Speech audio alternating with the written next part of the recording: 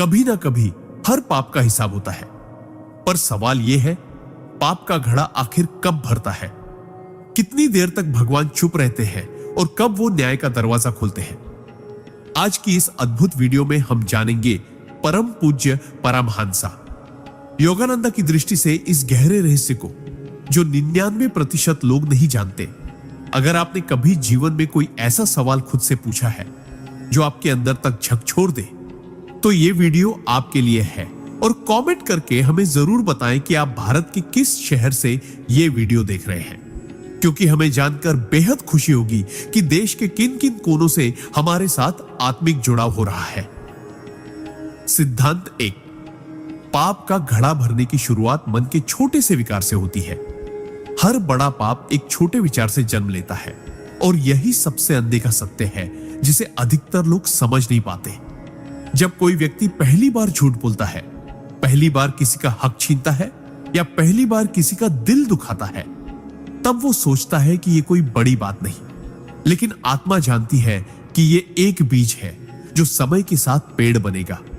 यही वह क्षण होता है जब पाप का घड़ा भरने की प्रक्रिया शुरू हो जाती है। परमहंसा योगानंद कहते हैं कि ईश्वर हमें तुरंत दंड नहीं देते, क्योंकि वो चाहते हैं कि हम सीखें, समझें और सुधरें। लेकिन जब बार बार चेतावनी के बाद भी आत्मा पाप की ओर बढ़ती जाती है, तो परमात्मा की सहनशीलता भी एक सीमा तक रहती है। घड़ा भरता है एक एक बूंद से।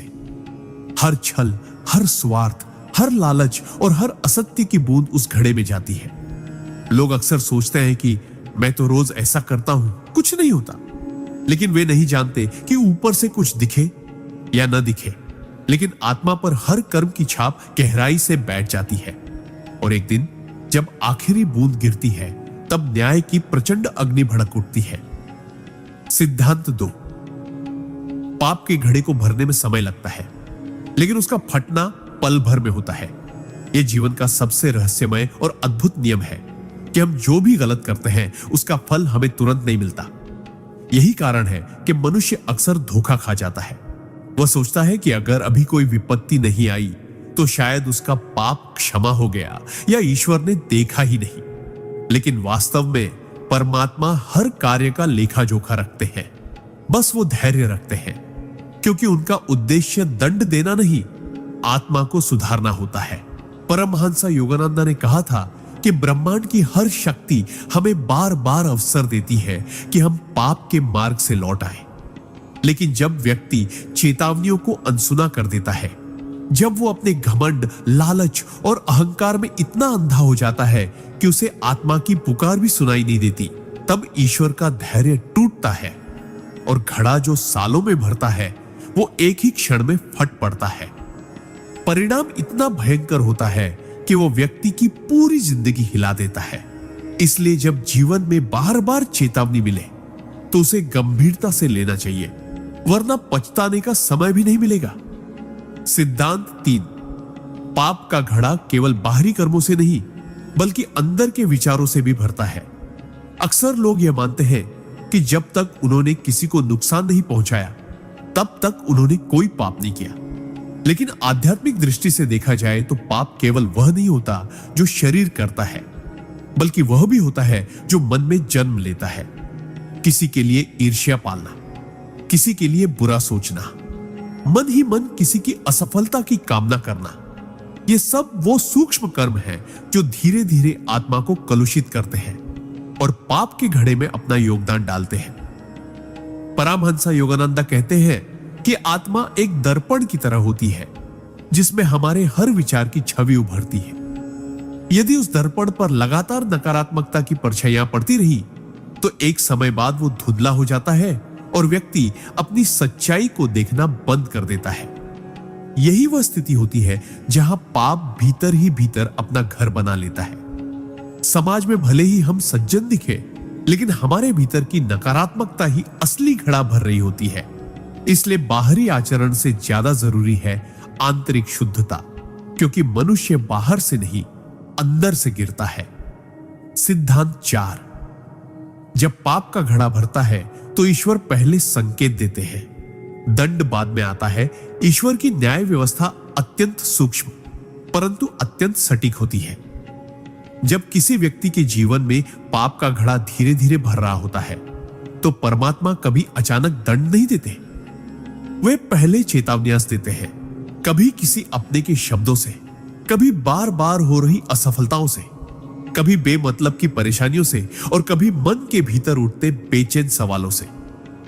ये सब संकेत होते हैं कि आत्मा रास्ता भटक रही है और समय रहते उसे संभल जाना चाहिए। लेकिन अधिकतर लोग इन संकेतों को इत्तेफाक मानकर टाल देते हैं या फिर अपने अहंकार में उन्हें नजरअंदाज कर देते हैं। परमहंस योगानंद कहते हैं कि जब व्यक्ति चेतावनियों को गंभीरता से नहीं लेता तो वही चेतावनियां धीरे धीरे एक दिन तूफान बनकर जीवन में प्रवेश करती है और फिर जो कुछ भी होता है वह सिर्फ बाहर की टूटन नहीं होती, आत्मा की नींव हिल जाती है। रिश्ते टूटते हैं, धन लुटता है, स्वास्थ्य बर्बाद होता है और मन अशांत हो जाता है। तब इंसान पूछता है, मेरे साथ ऐसा क्यों हुआ? लेकिन सच्चाई यही होती है कि जो बोया गया था अब वही काटने का समय आ गया है। घड़ा फूटता है लेकिन ईश्वर ने बहुत पहले दरवाजा खटखटाया था। सिद्धांत 5, पुण्य और पाप दोनों साथ चलते हैं, लेकिन जब पाप का पलड़ा भारी हो जाए तब संतुलन टूटता है। जीवन एक तराजू की तरह होता है जिसमें एक पलड़े में हमारे पुण्य और दूसरे में हमारे पाप रखे जाते हैं। जब तक दोनों में संतुलन बना रहता है तब तक जीवन किसी न किसी तरह चलता रहता है। समस्याएं आती हैं लेकिन समाधान भी मिलते हैं। दुख आता है तो सुख भी पीछे पीछे आता है। लेकिन जैसे ही हमारे कर्मों का पलड़ा एक ओर झुकने लगता है वैसे ही ब्रह्मांड की शक्ति उस असंतुलन को ठीक करने के लिए सक्रिय हो जाती है।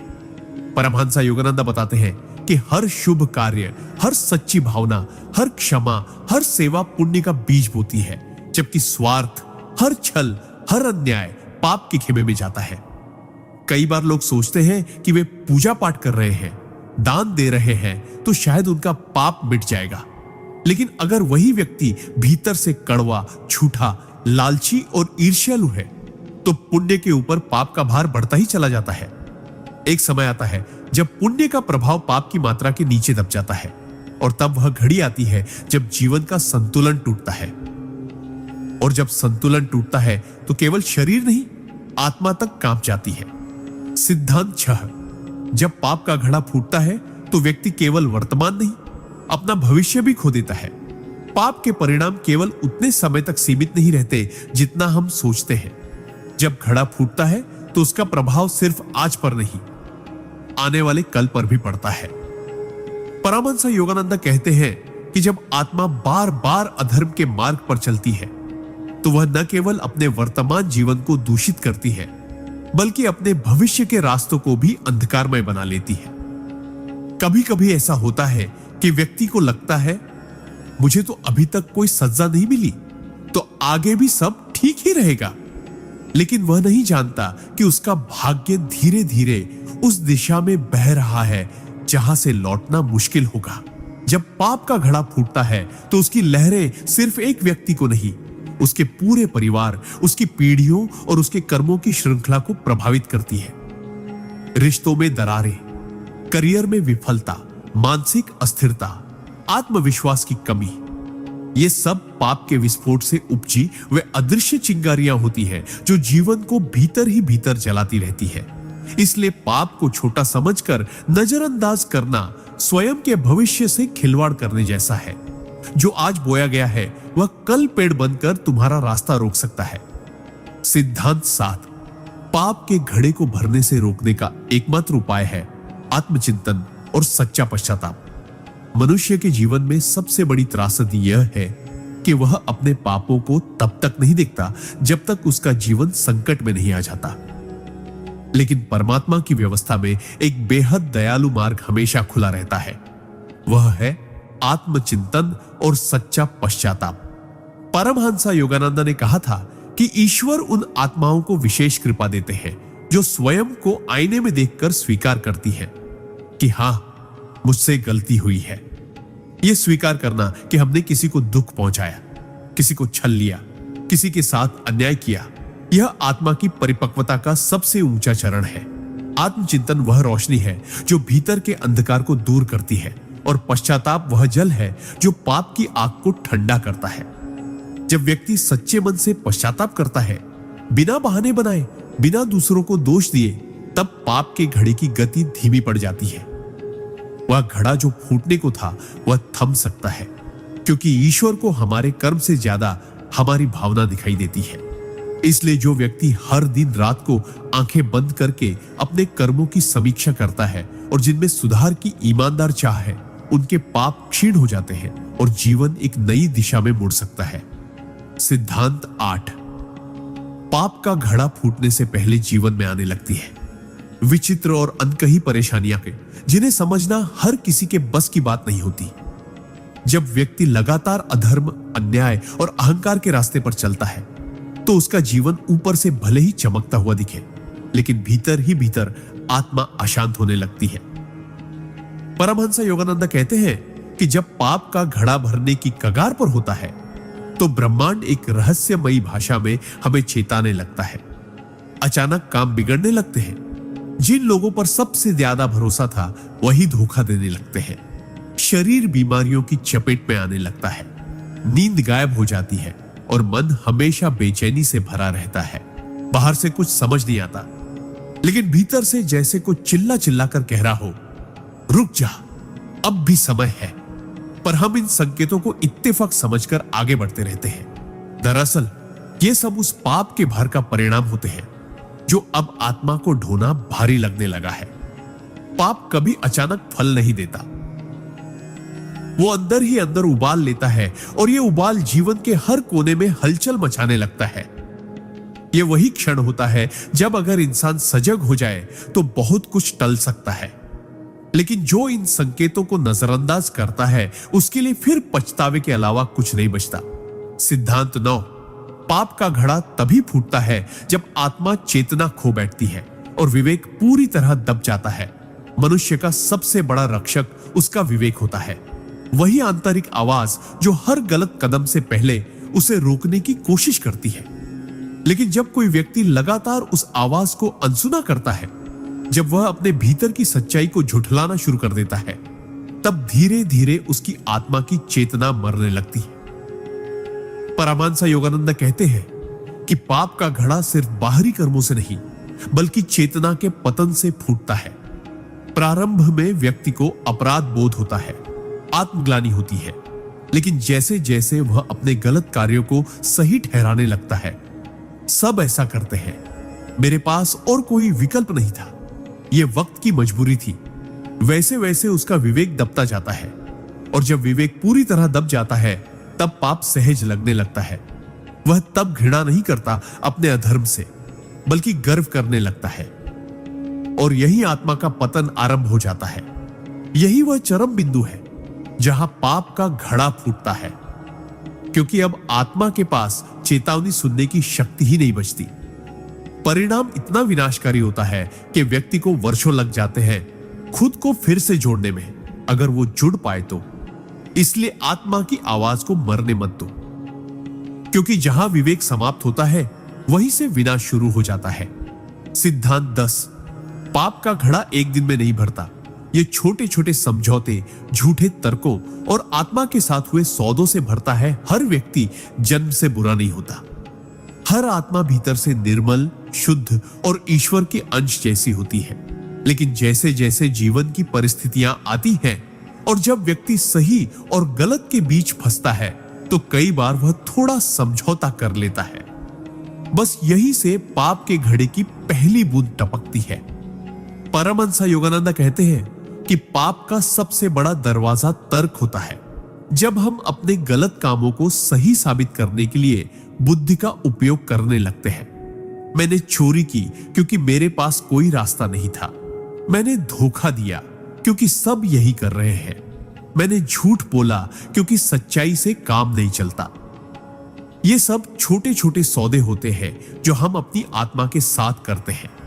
हर बार जब हम अपने अंतर्मन की आवाज को दबाते हैं, हर बार जब हम सत्य से मुंह मोड़ते हैं, हर बार जब हम अपने अंदर उठते ग्लानि को अनदेखा करते हैं, तब पाप का घड़ा और भारी हो जाता है।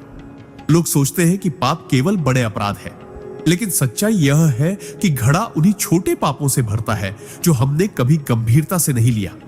यही जीवन का सबसे गहरा धोखा है और चेतावनी भी। सिद्धांत 11। पाप का घड़ा जब फूटता है तो ईश्वर दंड नहीं, दर्पण देते हैं, जिसमें आत्मा को अपना असली चेहरा देखना पड़ता है। लोग अक्सर समझते हैं कि पाप का फल केवल दुख, हानि या विनाश होता है, लेकिन परमात्मा का न्याय उससे कहीं अधिक सूक्ष्म और गहन होता है।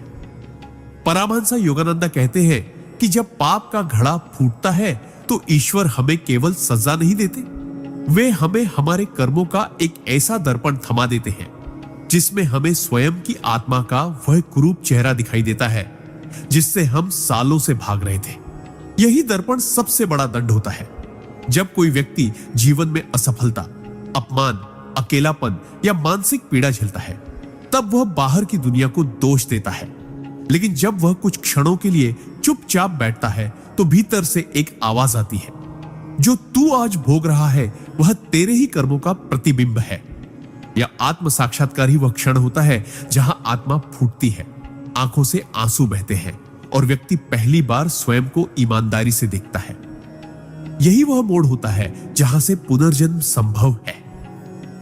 अगर व्यक्ति उस दर्पण को देखकर टूटने के बजाय बदलने का निर्णय ले, क्योंकि ईश्वर हमें तोड़ने नहीं, हमें जगाने के लिए घड़ा फोड़ते हैं ताकि हम फिर से अपने अंदर के प्रकाश को पहचान सके। सिद्धांत 12।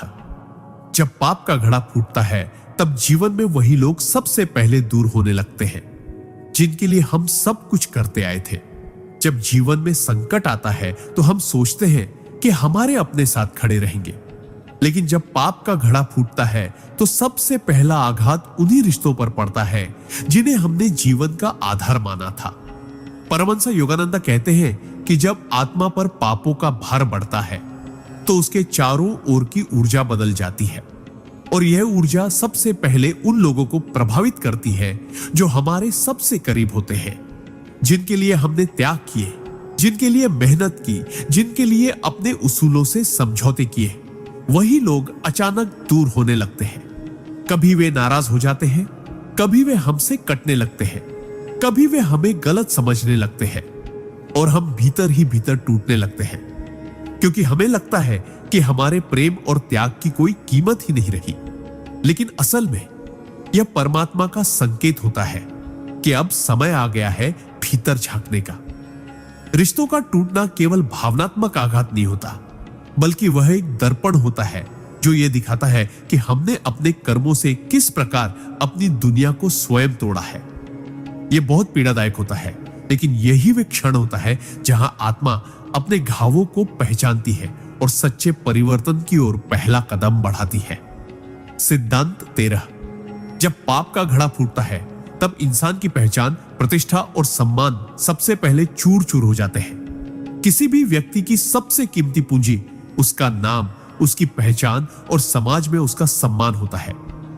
वह पूरी उम्र मेहनत करता है, रिश्ते बनाता है, अपनी छवि को संवारता है ताकि दुनिया उसे एक अच्छा इंसान समझे। लेकिन जैसे ही पाप का घड़ा भरकर फूटता है, सबसे पहला प्रहार इसी पहचान पर होता है।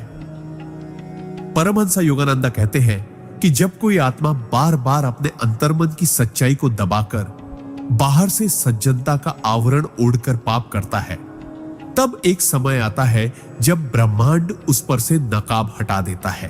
व्यक्ति जो कुछ भी छिपा रहा होता है वह एक एक करके सबके सामने उजागर होने लगता है। लोग बातें करने लगते हैं, पीठ पीछे अपमान होने लगता है। जिन लोगों ने कभी सराहा था वही उपेक्षा करने लगते हैं। यह सामाजिक पतन केवल बाहरी नहीं होता, बल्कि आत्मा की जड़ों तक हिलाकर रख देता है। व्यक्ति खुद को समाज में नग्न, अकेला और अपमानित महसूस करता है। लेकिन यही वह क्षण भी होता है जो हमें हमारे भीतर छिपे अहंकार से परिचित कराता है। जब हमारी बनाई हुई झूठी इमेज टूटती है, तभी सच्चा आत्मबोध शुरू होता है। और अगर यह अपमान हमें भीतर से बदल दे, तो यही घड़ा टूटना मोक्ष की पहली सीढ़ी भी बन सकता है। सिद्धांत 14।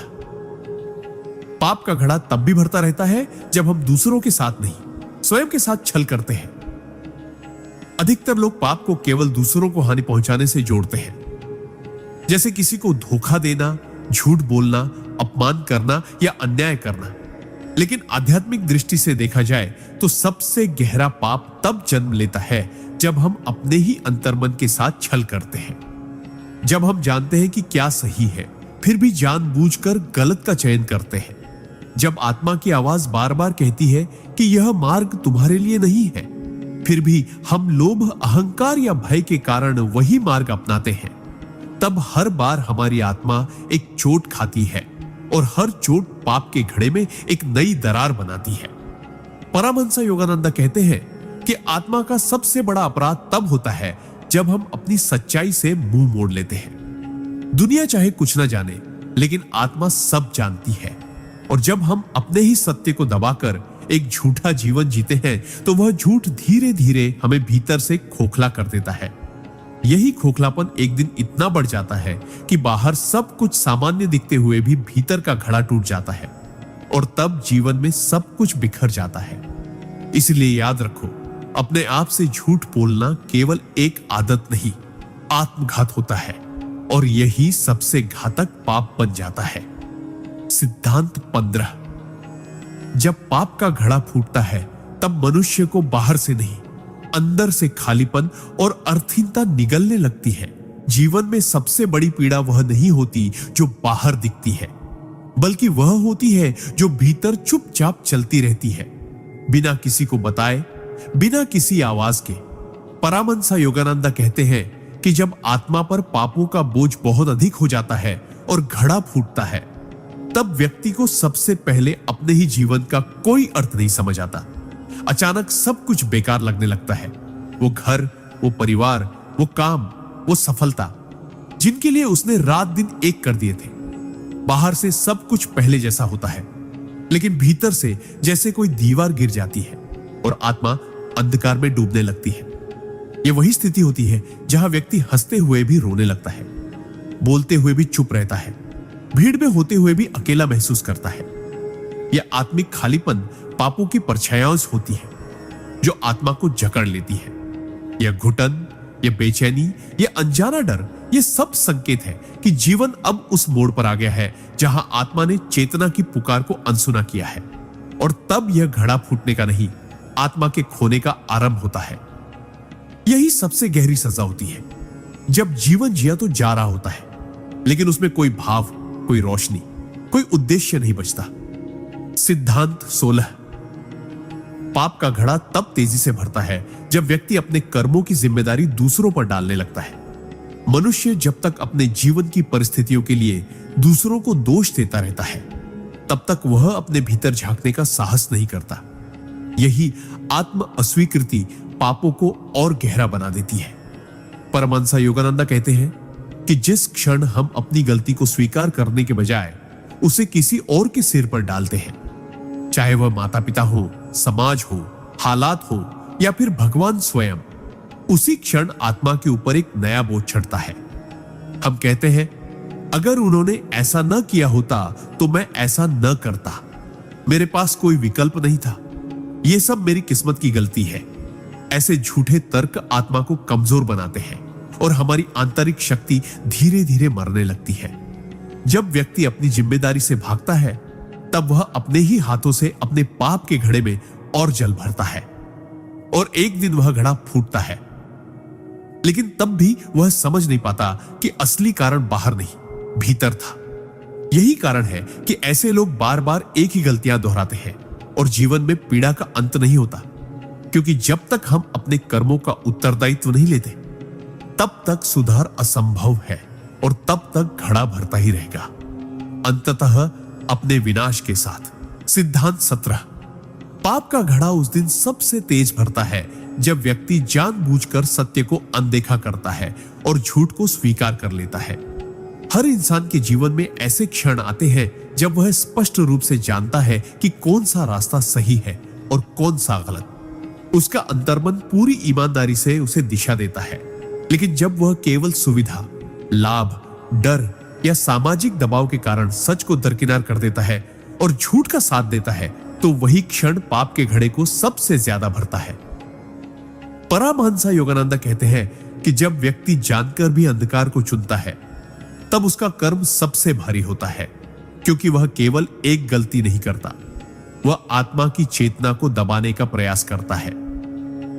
ऐसे लोग अक्सर अपने भीतर उठती सच्चाई की आवाज को शांति, प्रैक्टिकल सोच या समय की मांग कहकर चुप कराने की कोशिश करते हैं, लेकिन वह सच्चाई वहां मरती नहीं है।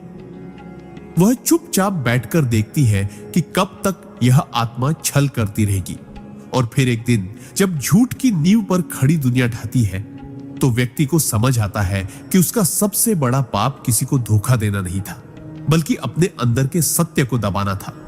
जब भीतर का सत्य दबता है तो बाहर का जीवन भटकने लगता है, और यही वह घड़ी होती है जब घड़ा फूटने को तैयार हो जाता है, और फिर कोई शक्ति उसे रोक नहीं सकती।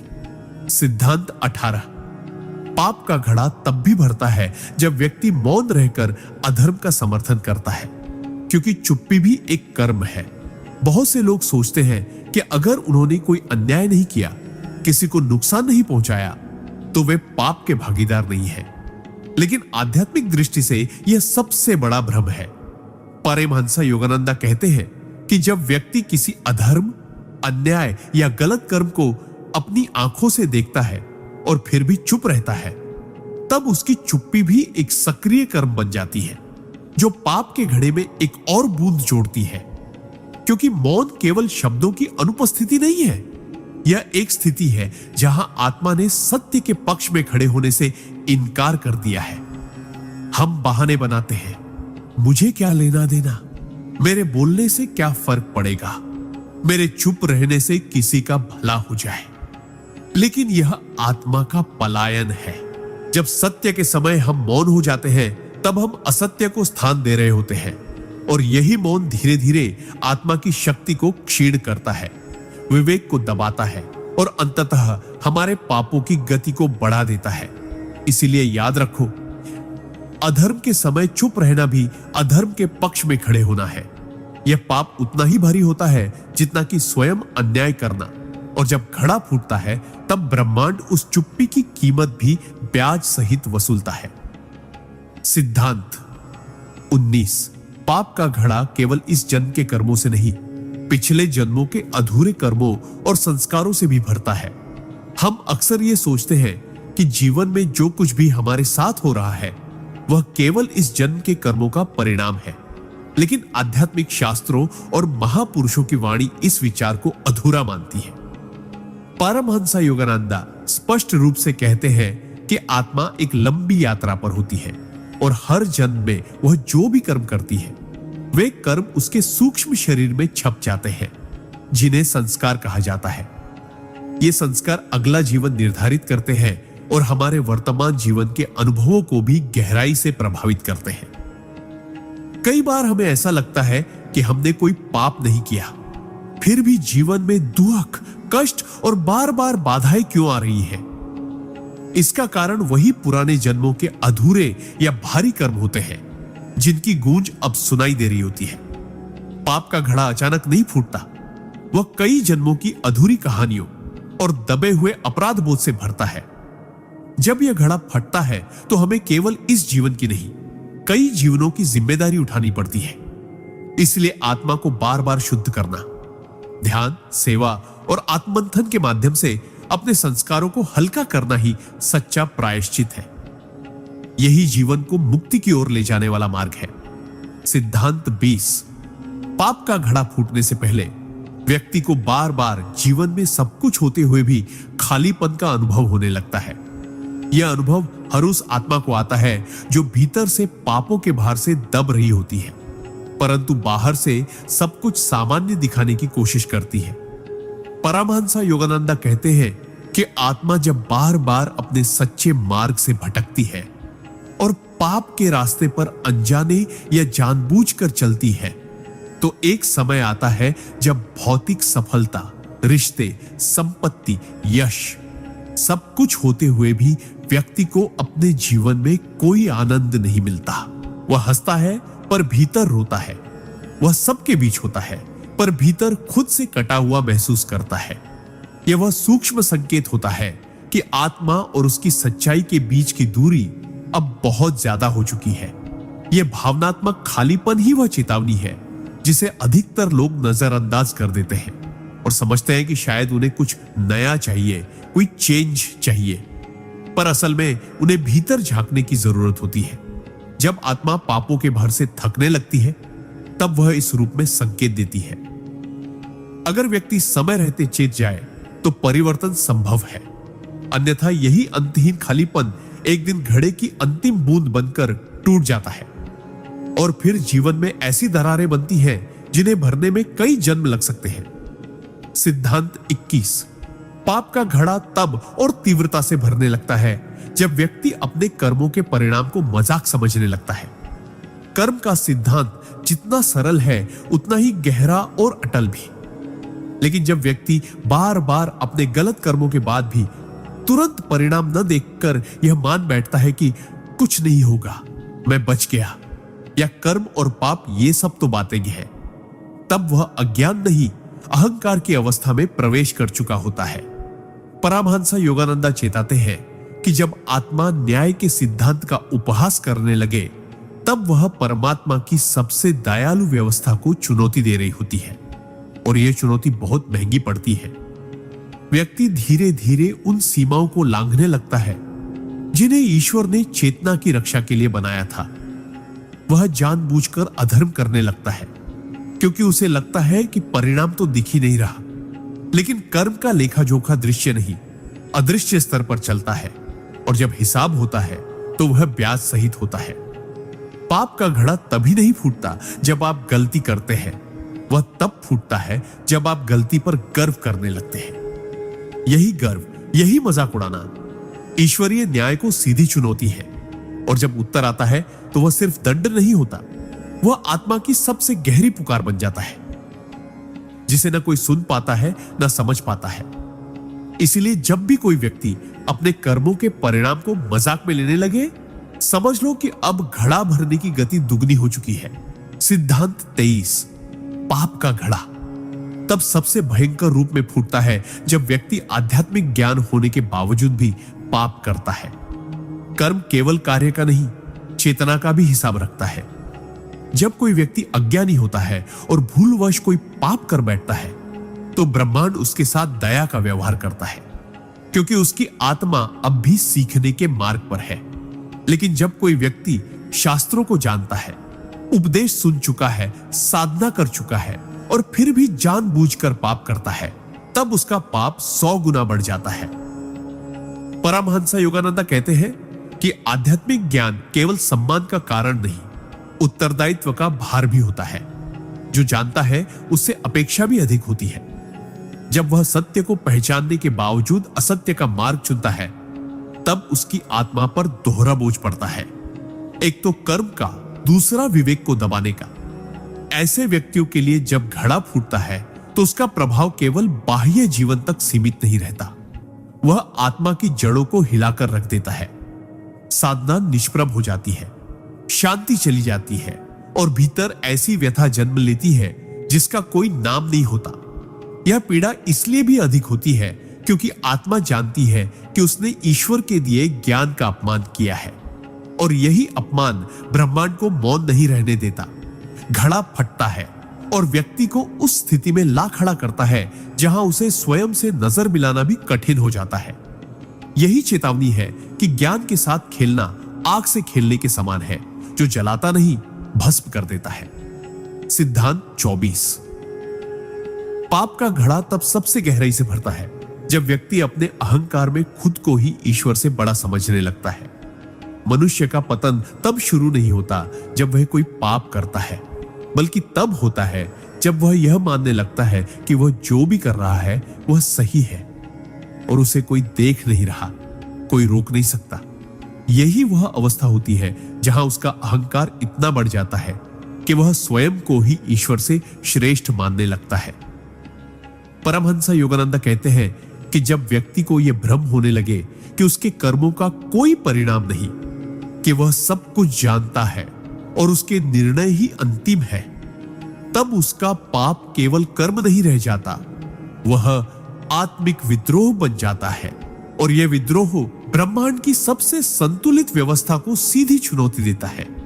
ऐसे व्यक्ति धर्म, नीति, प्रेम करुणा, इन सब का उपहास करने लगते हैं। वे दूसरों को नीचा दिखाकर स्वयं को ऊंचा मानते हैं और धीरे धीरे अपने ही बनाए हुए नकली सिंहासन पर बैठकर आत्मा को नष्ट करते हैं।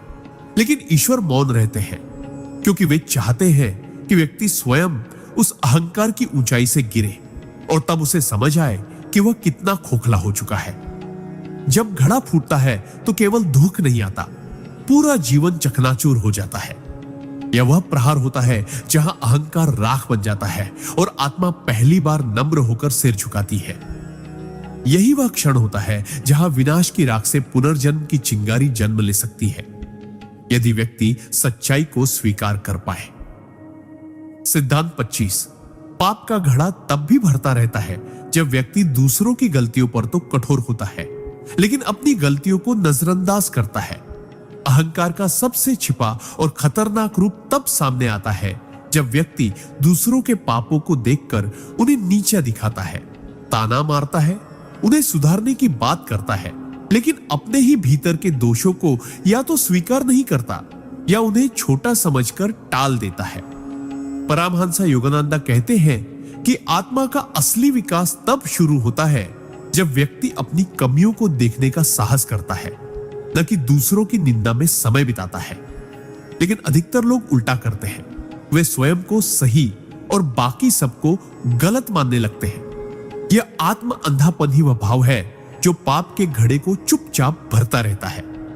जब कोई व्यक्ति किसी और की ईमानदारी पर शक करता है, किसी की गलती को बार बार याद दिलाता है और अपने भीतर उठती कड़वाहट, ईर्ष्या, कटाक्ष और असत्य को छोटी बातें कहकर नजरअंदाज करता है, तब वह स्वयं को ही धोखा दे रहा होता है। और जब यह ढोंग सालों तक चलता है, तब ब्रह्मांड वह घड़ी लाता है जहां यह मुखौटा गिरता है। तब व्यक्ति को न सिर्फ अपने पापों का बोझ झेलना पड़ता है, बल्कि उस दिखावे की सजा भी मिलती है जिसे उसने वर्षों तक सच्चाई का नाम दिया था। यही वह आंतरिक गिरावट है जहां आत्मा की आंख खुलती है, पर तब तक घड़ा टूट चुका होता है। सिद्धांत 26। पाप का घड़ा तब भी भरता है जब व्यक्ति भीतर से टूट चुका होता है, लेकिन बाहर सब ठीक है का झूठा मुखौटा ओढ़े रहता है। मनुष्य की सबसे बड़ी त्रासदी यह नहीं कि वह दुखी है, बल्कि यह है कि वह दुखी होकर भी उसे स्वीकार नहीं करता। वह भीतर से टूट रहा होता है, गल रहा होता है, पाप के बोझ से दबा होता है, लेकिन समाज, परिवार और दिखावे की दुनिया के सामने एक मुस्कान ओढ़ लेता है। मैं ठीक हूं, सब अच्छा चल रहा है, मैं मजबूत हूं। यही झूठ धीरे धीरे आत्मा को खोखला कर देता है। परमहंस योगानंद कहते हैं कि जब व्यक्ति सच्चाई से दूर जाने के लिए झूठे मुखौटे पहनता है, तो वह अपने भीतर की करुण पुकार को दबा देता है, और यह दमन ही पाप की अगली परत बन जाती है। आत्मा जो चाहती है उसे वह कहने नहीं देता, जो दर्द है उसे स्वीकार नहीं करता, पश्चाताप भीतर उमड़ रहा है उसे छुपा लेता है। लेकिन यह छुपाना कोई समाधान नहीं, बल्कि वह बोझ है जो हर दिन पाप के घड़े में और जल भरता है। एक समय आता है जब यह मुखौटा इतना भारी हो जाता है कि वह स्वयं व्यक्ति की पहचान को मिटा देता है, और तब सब घड़ा फूटता है। लेकिन तब टूटता हुआ इंसान न बाहर होता है न भीतर, वह बस एक छाया बनकर रह जाता है।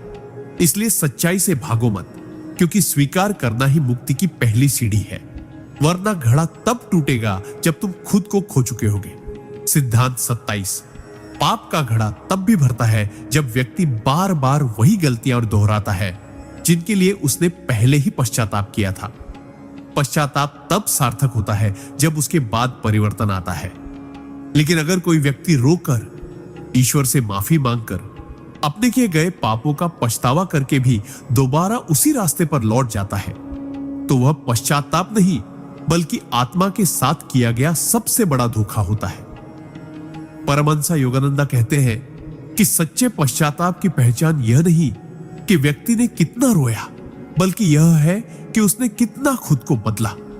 लेकिन अधिकतर लोग अपने पापों से बचने के लिए कुछ समय के लिए धर्म, पूजा या क्षमा की आड़ लेते हैं, और जैसे ही भीतर हल्कापन महसूस होता है, वे फिर से उन्हीं इच्छाओं, उन्हीं झूठों, उन्हीं बुरी संगतों और उन्हीं स्वार्थों की ओर लौट जाते हैं। यह चक्र ही सबसे गहरा पाप बन जाता है, क्योंकि ईश्वर तुम्हारे अश्रु नहीं, तुम्हारे इरादों को देखते हैं। हर बार जब तुम पश्चाताप करते हुए भी वही गलती दोहराते हो, तो आत्मा के भीतर का विश्वास कमजोर होता जाता है, और जब आत्मा अपने ही ऊपर से विश्वास खो देती है, तब पाप का घड़ा बहुत तेजी से भरने लगता है। अंत में जब वह फूटता है, तो व्यक्ति को यह तक समझ नहीं आता कि उसने कहां गलती की, क्योंकि वह तो हर बार माफी तो मांगता रहा, लेकिन माफी केवल शब्द नहीं, संकल्प होती है। यदि संकल्प नहीं बदला, तो तुम हर बार उसी गड्ढे में गिरोगे, और एक दिन वही गड्ढा कब्र बन जाएगा। सिद्धांत 28। पाप का घड़ा तब भी भरता है जब व्यक्ति केवल अपने लिए जीने लगता है और दूसरों के दुख दर्द के प्रति संवेदनहीन हो जाता है। मनुष्य जब अपने जीवन को केवल अपने फायदे, सुख सुविधा और स्वार्थ की दृष्टि से देखने लगता है, तब वह धीरे धीरे एक ऐसे मानसिक और आत्मिक जाल में फंसने लगता है जो उसे दूसरों की पीड़ा से पूरी तरह काट देता है। यही संवेदनहीनता व अदृश्य पाप है जो धीरे धीरे आत्मा को कठोर बनाती है। परमहंस योगानंदा कहते हैं कि आत्मा की असली शक्ति करुणा में है, और जब यह करुणा मरने लगती है, तब पाप जन्म लेने लगता है। जब कोई व्यक्ति यह देखता है कि कोई दुखी है, असहाय है, अन्याय सह रहा है, लेकिन फिर भी वह मुड़कर नहीं देखता, क्योंकि उसे उससे कोई मतलब नहीं, तब वह निष्क्रिय होकर भी एक भारी पाप का बोझ अपने ऊपर ले रहा होता है। मुझे क्या लेना देना, मेरे पास समय नहीं है, हर कोई अपनी किस्मत लेकर आया है। ये विचार आत्मा को धीरे धीरे निर्जीव बना देते हैं। जीवन केवल स्वयं के लिए नहीं है, हम सब ब्रह्मांड के एक दूसरे से जुड़े हुए कण हैं। जब तुम किसी और के दुहक को नजरअंदाज करते हो, तो दरअसल तुम अपने भीतर के प्रकाश को नजरअंदाज करते हो, और यही वह अंधकार है जो हर दिन पाप के घड़े को थोड़ा और भर देता है, जब तक कि वह इतना भारी ना हो जाए कि तुम्हारा अपना जीवन ही उस बोझ से चकनाचूर ना हो जाए। इसलिए यदि तुम जीवित आत्मा हो, तो दूसरों के दुख को महसूस करो, वरना तुम्हारी चुप्पी ही तुम्हारे पतन की पहली सीढ़ी बन जाएगी। सिद्धांत 29। पाप का घड़ा तब भी भरता है जब व्यक्ति कृतघ्न हो जाता है और अपने जीवन में आए हुए शुभ कर्मों, संबंधों और अवसरों को नजरअंदाज करता है। कृतज्ञता केवल एक भावना नहीं है, यह आत्मा की विनम्रता का प्रमाण है। सिद्धांत 26। पाप का घड़ा तब भी भरता है जब व्यक्ति भीतर से टूट चुका होता है, लेकिन बाहर सब ठीक है, का झूठा मुखौटा ओढ़े रहता है। मनुष्य की सबसे बड़ी त्रासदी यह नहीं कि वह दुखी है, बल्कि यह है कि वह दुखी होकर भी उसे स्वीकार नहीं करता। वह भीतर से टूट रहा होता है, गल रहा होता है, पाप के बोझ से दबा होता है, लेकिन समाज, परिवार और दिखावे की दुनिया के सामने एक मुस्कान ओढ़ लेता है। मैं ठीक हूं, सब अच्छा चल रहा है, मैं मजबूत हूं। यही झूठ धीरे धीरे आत्मा को खोखला कर देता है। परमहंस योगानंदा कहते हैं कि जब व्यक्ति सच्चाई से दूर जाने के लिए झूठे मुखौटे पहनता है, तो वह अपने भीतर की करुण पुकार को दबा देता है, और यह दमन ही पाप की अगली परत बन जाती है। आत्मा जो चाहती है उसे वह कहने नहीं देता, जो दर्द है उसे स्वीकार नहीं करता, पश्चाताप भीतर उमड़ रहा है उसे छुपा लेता है। लेकिन यह छुपाना कोई समाधान नहीं, बल्कि वह बोझ है जो हर दिन पाप के घड़े में और जल भरता है। एक समय आता है जब यह मुखौटा इतना भारी हो जाता है कि वह स्वयं व्यक्ति की पहचान को मिटा देता है, और तब घड़ा फूटता है। लेकिन तब टूटता हुआ इंसान न बाहर होता है न भीतर, वह बस एक छाया बनकर रह जाता है। इसलिए सच्चाई से भागो मत, क्योंकि स्वीकार करना ही मुक्ति की पहली सीढ़ी है, वरना घड़ा तब टूटेगा जब तुम खुद को खो चुके होगे। सिद्धांत 27। पाप का घड़ा तब भी भरता है जब व्यक्ति बार बार वही गलतियां दोहराता है जिनके लिए उसने पहले ही पश्चाताप किया था।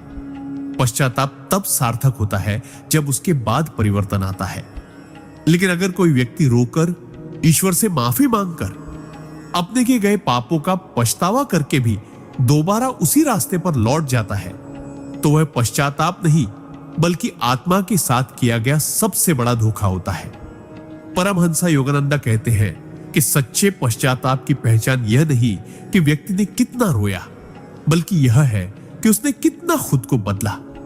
लेकिन अधिकतर लोग अपने पापों से बचने के लिए कुछ समय के लिए धर्म, पूजा या क्षमा की आड़ लेते हैं, और जैसे ही भीतर हल्कापन महसूस होता है, वे फिर से उन्हीं इच्छाओं, उन्हीं झूठों, उन्हीं बुरी संगतों और उन्हीं स्वार्थों की ओर लौट जाते हैं। यह चक्र ही सबसे गहरा पाप बन जाता है, क्योंकि ईश्वर तुम्हारे अश्रु नहीं, तुम्हारे इरादों को देखते हैं। हर बार जब तुम पश्चाताप करते हुए भी वही गलती दोहराते हो, तो आत्मा के भीतर का विश्वास कमजोर होता जाता है, और जब आत्मा अपने ही ऊपर से विश्वास खो देती है, तब पाप का घड़ा बहुत तेजी से भरने लगता है।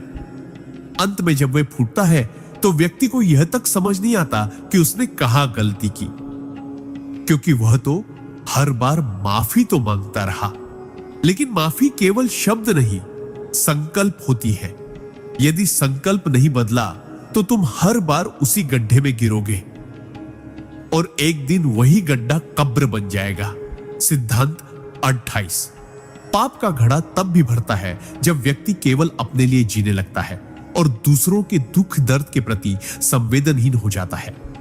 मनुष्य जब अपने जीवन को केवल अपने फायदे, सुख, सुविधा और स्वार्थ की दृष्टि से देखने लगता है, तब वह धीरे धीरे एक ऐसे मानसिक और आत्मिक जाल में फंसने लगता है जो उसे दूसरों की पीड़ा से पूरी तरह काट देता है। यही संवेदनहीनता वह अदृश्य पाप है जो धीरे धीरे आत्मा को कठोर बनाती है।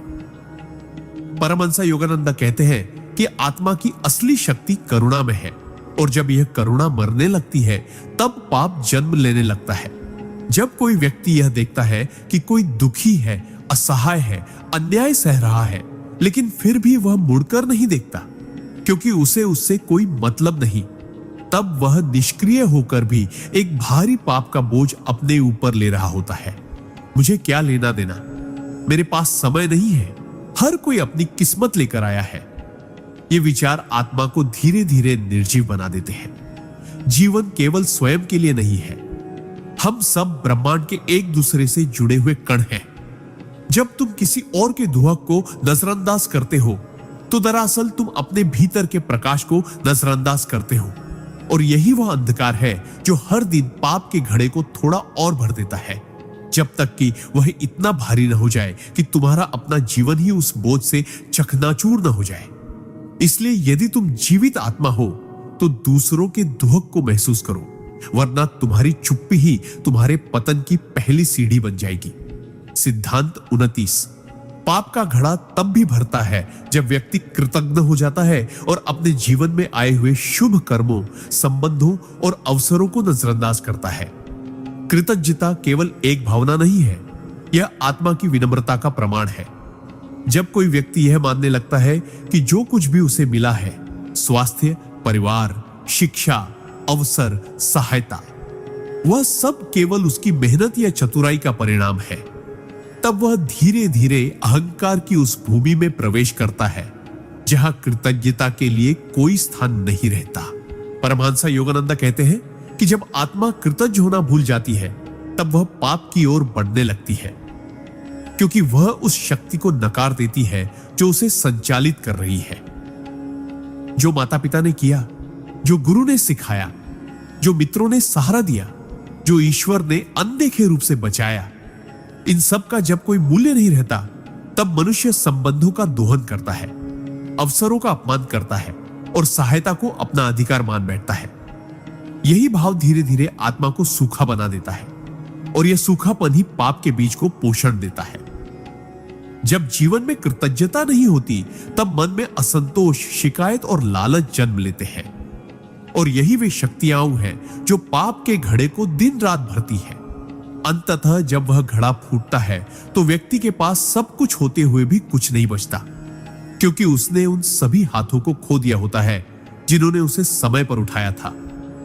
कृतज्ञता ही आत्मा की रक्षा करती है, और कृतज्ञता उसका सबसे मौन लेकिन घातक विनाश है। सिद्धांत 30। पाप का घड़ा तब भी भरता है जब व्यक्ति हर असफलता का कारण दूसरों को ठहराता है, लेकिन कभी स्वयं के भीतर नहीं झांकता।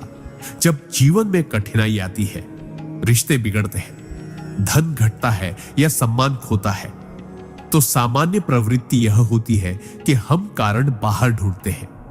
मेरे माता पिता ने सही मार्गदर्शन नहीं दिया, मेरा साथी धोखेबाज निकला, संसार ने मुझे कभी समझा ही नहीं। ये सोच केवल बहाने नहीं होते, बल्कि आत्मा की सबसे बड़ी बीमारी बन जाती है। परमहंस योगानंद कहते हैं कि जब व्यक्ति बार बार अपने जीवन की विफलताओं के लिए दूसरों को जिम्मेदार ठहराता है, तब वह अपने आत्म साक्षात्कार के मार्ग को बंद कर देता है। यही वह अज्ञान है जो पाप के घड़े को भरता है, क्योंकि वह चेतना को भीतर जाने ही नहीं देता। जब हम भीतर नहीं झांकते तो अपने ही दोष हमें दिखाई नहीं देते और हम उन्हें सुधार भी नहीं पाते। तब हम वही गलती बार बार करते हैं, पर दोषारोपण के आवरण में लपेटकर। यही आवरण धीरे धीरे हमारी आत्मा को ढक लेता है और पाप चुपचाप जमा होता रहता है। जब घड़ा फूटता है तब जीवन में चारों ओर अंधकार छा जाता है, और तब भी ऐसे व्यक्ति समझ नहीं पाते कि असली शत्रु बाहर नहीं, उनके अपने भीतर था। आत्मजागरण तभी संभव है जब हम साहस करें यह कहने का, हां, गलती मेरी थी। यही स्वीकारोक्ति घड़ा भरने से रोक सकती है, वरना वह दिन दूर नहीं जब बहानों का महल ढह जाएगा और आत्मा को उस सच्चाई से सामना करना पड़ेगा जिससे वह जीवन भर भागती रही। सिद्धांत 31। पाप का घड़ा तब भी भरता है जब व्यक्ति बार बार दूसरों को माफी देने से इनकार करता है और अपने भीतर क्रोध, घृणा और बदले की आग पालता रहता है।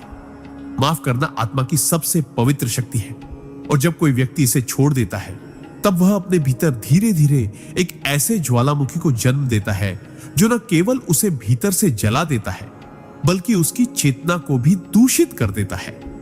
परमहंस योगानंद कहते हैं कि बदले की भावना आत्मा की ऊंचाई को नीचे खींचने वाली सबसे भारी जंजीर है।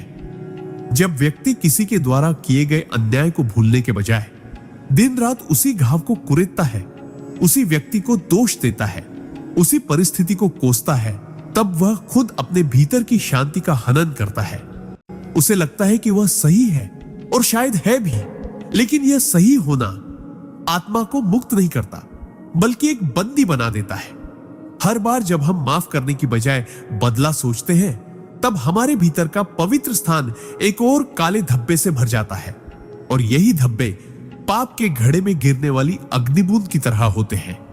समय के साथ ये आग हमारे विचारों को विषैला बना देती है, संबंधों को तोड़ देती है और आत्मा को अंधकार से ढक देती है। जब घड़ा फूटता है तो व्यक्ति को लगता है कि दुनिया ने उसके साथ अन्याय किया, पर वास्तव में उसने स्वयं को सबसे गहरे स्तर पर नष्ट कर दिया होता है। माफ करना दूसरों के लिए नहीं, आत्मा के लिए संजीवनी है। जो इसे छोड़ देता है वह धीरे धीरे खुद को ही खो देता है। सिद्धांत 22। पाप का घड़ा तब सबसे गुप्त रूप से भरता है जब व्यक्ति अपने विचारों को शुद्ध नहीं करता और बाहर से धार्मिक दिखने का अभिनय करता है। धार्मिकता केवल पूजा, व्रत, मंत्र जाप, मंदिर जाना या प्रवचन सुनना नहीं है, बल्कि वह मन, वचन और कर्म की एकता है। जब व्यक्ति बाहर से तो दिखाता है कि वह ईश्वर में श्रद्धा रखता है, धार्मिक गतिविधियों में भाग लेता है, नियमों का पालन करता है, लेकिन उसके भीतर विचारों का संसार अशुद्ध, छलपूर्ण, ईर्ष्यालु, लालची और कामनाओं से भरा हुआ होता है, तब वह सबसे बड़ा आत्म प्रपंच करता है। परमहंस योगानंद कहते हैं कि पाप का सबसे खतरनाक रूप वह है जो सूक्ष्म स्तर पर होता है, जहां व्यक्ति खुद को भी धोखा देने लगता है। बाहर से शांत, भीतर से अशांत, बाहर से नम्र, भीतर से अभिमानी, बाहर से भक्ति, भीतर से द्वेष। यह दोहरा जीवन ही वह कारण है जिससे पाप का घड़ा बिना किसी को दिखे हर दिन भरता रहता है, और जब वह फूटता है तो व्यक्ति को समझ ही नहीं आता कि ऐसा क्यों हुआ, क्योंकि उसे तो लगता है कि वह तो धार्मिक है, पर ईश्वर बाहर नहीं, भीतर देखते हैं। उनके लिए सबसे बड़ी भक्ति सत्यता है, भीतर की निर्मलता है। इसलिए यदि तुम सच्चे हो तो तुम्हारे विचार भी उसी भक्ति से पवित्र होने चाहिए, वरना तुम्हारी सारी साधना, सारी पूजा केवल उस घड़े को भरने का एक नया और छुपा हुआ तरीका बन जाती है। जब सत्यता नहीं होती तब धार्मिकता भी एक छल बन जाती है, और यही छल आत्मा का सबसे मौन विनाश होता है। सिद्धांत 33। पाप का घड़ा तब भी भरता है जब व्यक्ति अपने जीवन की हर कठिनाई के लिए भगवान को दोष देने लगता है और आस्था को छोड़ने लगता है। जब जीवन में संघर्ष आता है, दुख बढ़ते हैं, आशाएं टूटती हैं और प्रार्थनाओं का उत्तर देर से मिलता है, तो कई लोग भीतर ही भीतर ईश्वर से नाराज होने लगते हैं। वे कहते हैं, मैंने तो हमेशा भलाई की, फिर भी मेरे साथ ऐसा क्यों हुआ? या अगर भगवान है तो मेरा इतना नुकसान क्यों हुआ? धीरे धीरे यह शिकायत एक ठंडे विद्रोह में बदल जाती है और वही विद्रोह पाप के घड़े की अगली परत बन जाता है। परमहंस योगानंदा कहते हैं कि जब आत्मा कठिनाई के समय ईश्वर को छोड़ देती है, तब वह अपनी सबसे बड़ी शक्ति से दूर हो जाती है, क्योंकि कठिनाइयां दंड नहीं, आत्मा के परिष्कार का माध्यम होती है।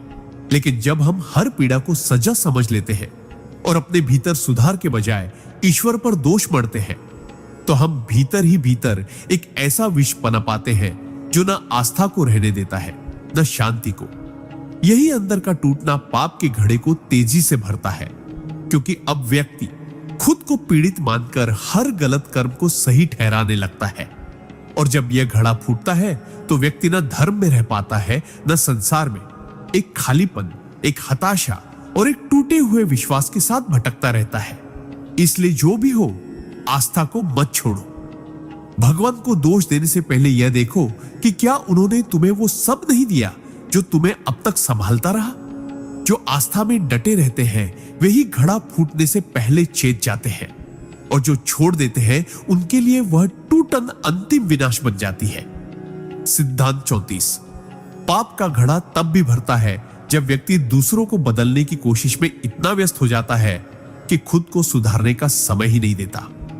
कई लोग जीवन भर यह सोचते रहते हैं कि अगर सामने वाला बदल जाए तो सब ठीक हो जाएगा। वे पति को बदलना चाहते हैं, पत्नी को, बच्चों को, समाज को, यहां तक कि दुनिया को। लेकिन सबसे बड़े पाप की शुरुआत वही होती है जहां व्यक्ति यह मान बैठता है कि वह स्वयं तो पूर्ण है और केवल दूसरे ही दोषी हैं।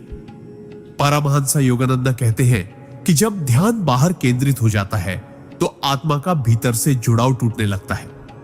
तब व्यक्ति अपने दोष नहीं देखता, अपने स्वभाव की कठोरता, अपनी अपेक्षाओं की अधिकता, अपने शब्दों की तीक्ष्णता और अपने अंदर जमी हुई कटुता को नजरअंदाज करता है और लगातार दूसरों के दोषों को गिनता रहता है। यही दृष्टिकोण धीरे धीरे आत्ममंथन को खत्म कर देता है। हर दिन जब हम दूसरों को सुधारने में ऊर्जा लगाते हैं और स्वयं की आत्मा को नजरअंदाज करते हैं, तब वही ऊर्जा हमारे भीतर एक जड़ता, एक अशांति और एक दंभ बनकर पाप के घड़े में इकट्ठा होने लगती है। समय के साथ यह घड़ा भरता है और फिर एक दिन फूटता है। लेकिन तब नुकसान केवल हमारा नहीं होता, बल्कि वे भी टूटते हैं जिन्हें हम बदलना चाहते थे, क्योंकि हमने उन्हें नहीं, स्वयं को ही सबसे पहले बदलना था। जो खुद को नहीं सुधारते वे दूसरों को सुधारने के नाम पर केवल अपने पापों का विस्तार करते हैं। इसलिए परिवर्तन की शुरुआत भीतर से करो, तभी घड़ा भी खाली होगा और जीवन भी शांत। सिद्धांत 35। पाप का घड़ा तब भी भरता है जब व्यक्ति बार बार समय को बर्बाद करता है और अपने जीवन के असली उद्देश्य को टालता रहता है। हर मनुष्य को यह जीवन किसी विशेष कारण से मिला है, आत्मा की उन्नति, चेतना की जागृति और ईश्वर से एकत्व की यात्रा के लिए। लेकिन जब व्यक्ति इस अमूल्य जीवन को केवल सुख सुविधाओं, मनोरंजन और तात्कालिक इच्छाओं में उलझा देता है, तब वह केवल समय नहीं कमवाता, वह अपने ही भविष्य को अंधकार में ढकेलता है। परमहंस योगानंद कहते हैं कि समय ईश्वर का सबसे पवित्र उपहार है और जो उसका आदर नहीं करता वह स्वयं अपने ही पापों का बोझ बढ़ाता है। अभी तो उम्र है, फुर्सत मिलेगी तब ध्यान करेंगे, बुढ़ापे में भक्ति कर लेंगे। ये सोच नहीं, आत्मा के पतन की शुरुआत होती है। हर दिन जो गुजर जाता है उसमें या तो आत्मा ऊपर उठती है या और गहराई में गिरती है। जब व्यक्ति चेतना से नहीं, आदत से जीने लगता है, सुबह उठना, खाना, काम करना, मनोरंजन करना और फिर सो जाना, तब वह धीरे धीरे अपने अंदर के परम उद्देश्य को भूल जाता है। यही विस्मृति, यही टाल मटोल हर बीते दिन के साथ पाप के घड़े में एक अदृश्य बूंद बनकर गिरती जाती है।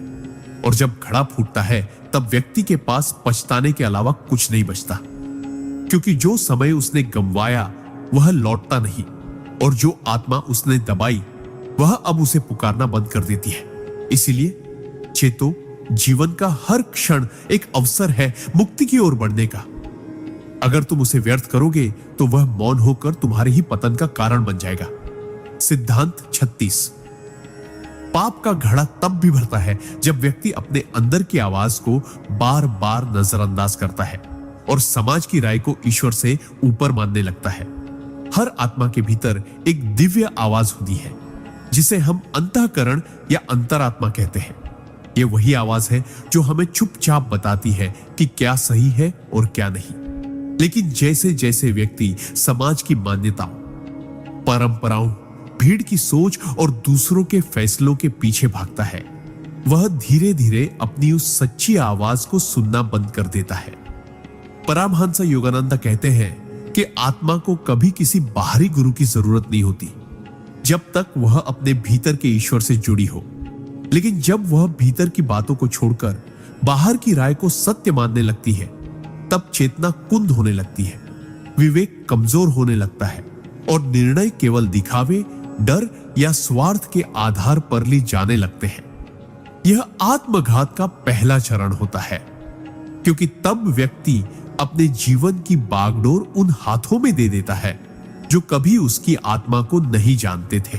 और हर बार जब वह भीतर की चेतावनी को अनसुना करता है, यह काम मत करो, यह बात सही नहीं है, तुम इससे गिरोगे, तब एक बूंद और पाप के घड़े में गिरती है।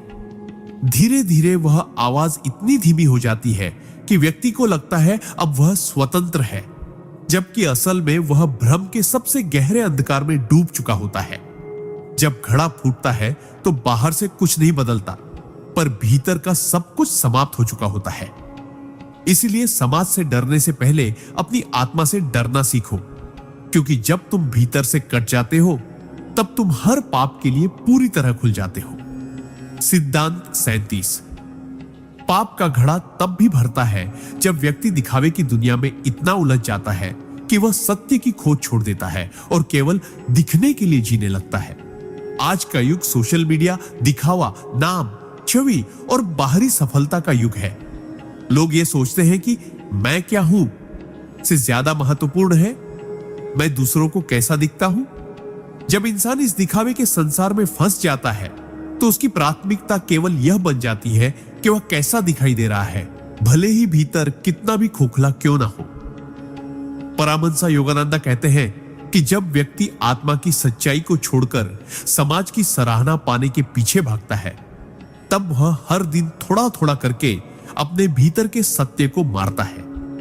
वह झूठी मुस्कान पहनता है, झूठे विचारों को फैलाता है, झूठी कहानियों से खुद को बड़ा दिखाता है और अंदर की पीड़ा को दबा देता है, ताकि लोग उसे सफल, सुंदर, धार्मिक या परिपूर्ण समझें। लेकिन यह सब केवल मुखौटा होता है, और हर बार जब वह इस मुखौटे को जिंदा रखने के लिए सच को दबाता है, आत्मा को कुचलता है और ईश्वर को भुलाता है, तब एक और बूंद पाप के घड़े में गिरती है। यह दिखावा इतना भारी हो जाता है कि व्यक्ति को खुद ही याद नहीं रहता कि उसका असली चेहरा कौन सा है। और जब घड़ा फूटता है तो जो टूटता है वह सिर्फ जीवन नहीं होता, वह पहचान होती है, अस्तित्व होता है, आत्मा होती है। इसलिए सच्चे बनो, भले ही लोग तुम्हें छोटा समझे, पर झूठे बनकर अगर तुम बड़े दिखे तो याद रखना तुम्हारा घड़ा बहुत तेजी से भर रहा है, और वह दिन दूर नहीं जब सब कुछ भर भरा कर गिर जाएगा। सिद्धांत 38। पाप का घड़ा तब भी भरता है जब व्यक्ति दूसरों की सफलता से प्रेरित होने की बजाय जलन, ईर्ष्या और तुलना की आग में जलने लगता है। जब कोई हमारे सामने तरक्की करता है, सुखी जीवन जीता है, सम्मान पाता है, या फिर वह पा लेता है जो हम अब तक नहीं पा सके, तो यह मनुष्य की स्वाभाविक प्रवृत्ति होती है कि वह तुलना करने लगे। लेकिन जब तुलना सकारात्मक प्रेरणा बनने के बजाय ईर्ष्या और हीन भावना का जड़ बन जाए, तब वह भीतर एक ऐसा पाप बो देती है जो चुपचाप आत्मा की शांति को नष्ट करता है। परमहंस योगानंद कहते हैं कि ईर्ष्या आत्मा को दीमक की तरह खाती है, यह बाहर से कुछ नहीं करती, पर भीतर से इंसान को खोखला कर देती है। ऐसे व्यक्ति दूसरों की खुशियों में खुश नहीं हो सकते, बल्कि उन्हें दुख तब होता है जब दूसरे आगे बढ़ते हैं। यही दुख धीरे धीरे द्वेष में बदलता है और फिर शुरू होता है गुप्त आलोचना, बुराई, ताने और मानसिक विष। व्यक्ति बाहर से भले शांत दिखे, लेकिन उसका मन हर समय दूसरों को गिराने या उनकी सफलता को कमतर साबित करने में लगा रहता है। यही भाव बार बार पाप के घड़े में गिरता है, क्योंकि यह भावना आत्मा को ऊपर उठने से रोकती है। और जब घड़ा फूटता है, तब व्यक्ति केवल दूसरों की सफलता देखकर ही टूटने लगता है। उसे लगता है कि उसके साथ अन्याय हुआ, जबकि असल में वह अपने ही भीतर की आग में जलता रहा। इसलिए ईर्ष्या से नहीं, प्रेरणा से देखो, तुलना नहीं, कर्म को महत्व दो, वरना तुम्हारी दृष्टि तुम्हारे ही विनाश का कारण बन जाएगी। और तब घड़ा केवल पाप से नहीं, पछतावे से भी छलक उठेगा। सिद्धांत 39। पाप का घड़ा तब भी भरता है जब व्यक्ति सत्य को जानने के बाद भी चुप रहता है और अपने लाभ के लिए झूठ का साथ देता है। जब तुम जानते हो कि सामने वाला झूठ बोल रहा है, किसी को दुख पहुंचा रहा है, किसी का हक छीन रहा है, और फिर भी तुम यह सोचकर कुछ नहीं कहते कि मुझे क्या लेना देना या मुझे तो फायदा मिल रहा है, तब तुम उस झूठ की जड़ों में पानी दे रहे होते हो। हर बार जब हम चुप रहते हैं जहां हमें बोलना चाहिए, या झूठ के पक्ष में खड़े होते हैं जहां हमें सत्य का साथ देना चाहिए, तब एक और बूंद पाप के घड़े में गिरती है। धीरे धीरे यही मौन तुम्हारी आत्मा की आवाज को बंद कर देता है। फिर तुम सही और गलत में फर्क करना भी भूल जाते हो और तुम्हारा पूरा जीवन केवल स्वार्थ की दिशा में बहने लगता है। जब घड़ा फूटता है तो तुम्हारा विश्वास, तुम्हारे संबंध, तुम्हारा सम्मान, सब कुछ ध्वस्त हो जाता है। इसलिए अगर तुम सच जानते हो तो उसके लिए खड़े भी हो, क्योंकि जो चुप रहता है वो भी उतना ही दोषी होता है जितना वो जो झूठ बोलता है। सिद्धांत 40। पाप का घड़ा तब भी भरता है जब व्यक्ति बार बार चेतावनी के संकेतों को अनदेखा करता है और उन्हें महज इत्तेफाक समझकर टाल देता है। जीवन में जब जब हम गलत राह की ओर बढ़ते हैं, ब्रह्मांड, अंतरात्मा और ईश्वर हमें कई बार संकेत देते हैं। कभी किसी बात से बेचैनी होती है, कभी कोई सपना चेतावनी देता है, कभी कोई व्यक्ति हमें रोकने की कोशिश करता है, तो कभी कोई घटना हमें झकझोरती है। लेकिन जब हम बार बार इन संकेतों को नजरअंदाज करते हैं और सोचते हैं कि ये तो सब सामान्य है, मेरे साथ कुछ नहीं होगा, ये महज इत्तेफाक है, तब हम अपनी चेतना को ही बंद करने लगते हैं। परमहंस योगानंदा कहते हैं कि ईश्वर कभी भी सीधे दंड नहीं देते, पहले वह संकेत देते हैं, अवसर देते हैं, आत्मा को जगाने की कोशिश करते हैं। लेकिन जब व्यक्ति बार बार उन्हीं पापों की ओर लौटता है, उन आदतों को छोड़ने से इनकार करता है जिनसे उसका पतन तय है, तब वह चेतावनी नहीं सुन रहा होता, वह अपनी आत्मा को कुंद कर रहा होता है। हर अनदेखा संकेत एक नई बूंद बनकर पाप के घड़े में गिरता है और धीरे धीरे वह घड़ा तब भी भर जाता है जब बाहर सब कुछ सामान्य दिख रहा होता है। लेकिन एक दिन वही इत्तेफाक जो तुमने अनदेखा किया था, वह एक बड़ा तूफान बनकर सामने आता है और तब तुम्हारे पास कोई जवाब नहीं होता, क्योंकि तुमने सारे प्रश्न पहले ही अनसुने कर दिए थे। इसलिए अगर तुम्हें भीतर बेचैनी महसूस हो, बार बार कोई बात परेशान करे या कोई व्यक्ति बार बार वही बात समझाए, तो ठहरो, सोचो और सुनो। ये संकेत तुम्हें बचाने आए हैं। नजरअंदाज करोगे तो घड़ा टूटेगा और उस टूटन से निकलने का रास्ता बहुत कठिन होगा। सिद्धांत 41। पाप का घड़ा तब भी भरता है जब व्यक्ति अपने जीवन में आई बार बार की पराजयों से सीखने की बजाय उन्हें अपनी नियति मानकर आत्मसमर्पण नहीं बल्कि आत्म पराजय को स्वीकार कर लेता है।